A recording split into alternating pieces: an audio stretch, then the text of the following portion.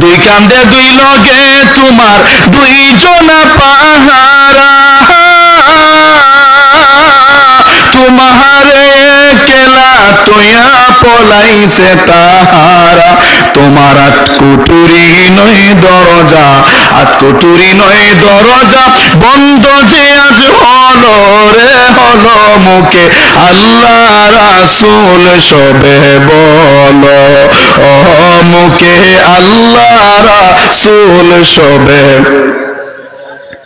দিবানিশি যে ছয় জনা মানে ছয়টা রিপু, যেগুলো আমাদেরকে ধোঁকা দিয়া মাবুদের দরজা থেকে, মাবুদের রাস্তা থেকে দূরে সরায় দেয়। এই ছয়টা রিপুরে 6 জনের সঙ্গে তুলনা করে বলা হয়েছে, দিবানিশি যে 6 জনা দিত কুমন্ত্রণা, আজ তাহারা কোথায় গেল বা বস্কিরে মনা। ফেরেশতায় আসিয়া যখন জিজ্ঞাসা করিবে, দিন কি তোমার মাবুদকে বা, তখন কি বলিবে, আল্লাহ ছাড়া মাবুদ নাই রে, আল্লাহ ছাড়া মাবুদ নাই রে, জবানে তাই বলো রে বলো, মুখে আল্লাহ রাসূল সবে বলো, ও মুখে আল্লাহ রাসূল সবে বলো। আমার ভাইরা, ওই সময় কিরামান কাতিবিন যখন বিদায় হয়ে যায়, যাওয়ার সময় একটা সার্টিফিকেট দিয়ে যায়, বান্দা এই হইল তোর সারা জীবনের ইনকাম, এর মধ্যে তোর ভালো মন্দ যা করছস সবই লিপিবদ্ধ আছে। ভাইরা আমার, এরপরে মালাকুল মউত আসেন। কে আসেন? মালাকুল মউত আসেন। হাদিস শরীফের মধ্যে আসছে, যখন মালাকুল মউত বান্দার বুকের মধ্যে হাতটা রাখে, ওই বান্দা যদি ইমানদার হয়, সঙ্গে সঙ্গে জমিনের মধ্যে একটা কম্পন শুরু হয়। সুবহানাল্লাহ। তখন সাহাবায়ে কেরাম আরজ করলেন, ইয়া রাসূলুল্লাহ, কেন কেঁপে উঠে কেন? নবী বলেন, শুধু কাঁপেই না, আসমান এবং জমিন ওই বান্দার জন্য কাঁদতে থাকে। কয়দিন কান্দে? 40 দিন পর্যন্ত কাঁদতে থাকে।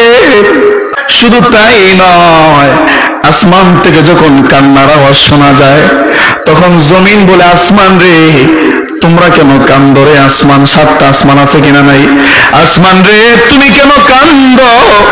এই বান্দাটা এতদিন আমার উপর চলাচল করতো, এই কারণে আমি তারে হারাইয়া কান্দি, কিন্তু তুমি কেন কান্দো? আসমান ডাক দিয়া বলে, জমিন রে শোনো, আমি কেন কান্দি রে? কারণ এই নেককার বান্দাটার জন্য আমি আসমানের 2টা দরজা খোলা ছিল। সুবহানাল্লাহ।